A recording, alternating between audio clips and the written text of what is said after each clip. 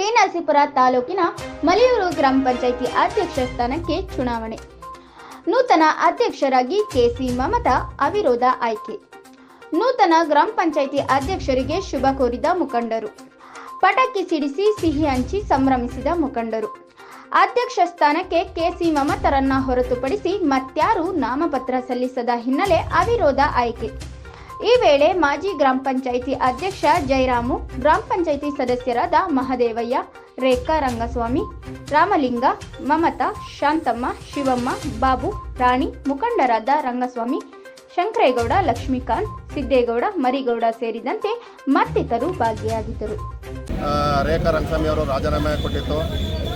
ಇದು ತೆರವುಗೊಳ್ಳದ ಸಂದರ್ಭದಲ್ಲಿ ನಮ್ಮ ಪಂಚಾಯತಿನಲ್ಲಿ ಇವತ್ತು ಪಂಚಾಯತಿ ಎಲೆಕ್ಷನ್ ಆಫೀಸರ್ ಇವತ್ತು ನಮಗೆ ದಿನಾಂಕವನ್ನು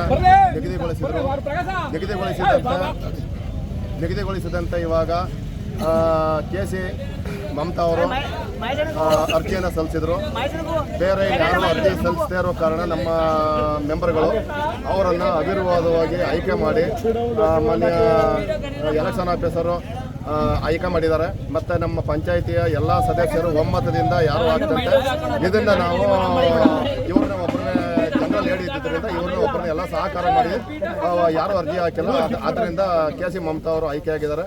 ಎಲ್ಲರೂ ಒಮ್ಮತವಾಗಿ ನಾವು ಈ ಪಂಚಾಯತಿನಲ್ಲಿ ನಾವು ಇರೋ ತನಕ ಒಗ್ಗಟ್ಟಾಗಿ ದುಡ್ಕೊಂಡು ಹೋಗ್ತೀವಿ ಅಂತ ಅಂದ್ಬಿಟ್ಟು ಏನು ಕೆಲಸ ಕಾರ್ಯಗಳು ಬಂದರೂ ಒಮ್ಮತ ಮಾಡ್ಕೊಂಡು ಹೋಗ್ತೀವಿ ಅಂತೇಳಿ ನಾನು ಈ ಸಂದರ್ಭದಲ್ಲಿ ಹೇಳೋಕ್ಕೆ ಇಚ್ಛೆಪಡ್ತೀನಿ.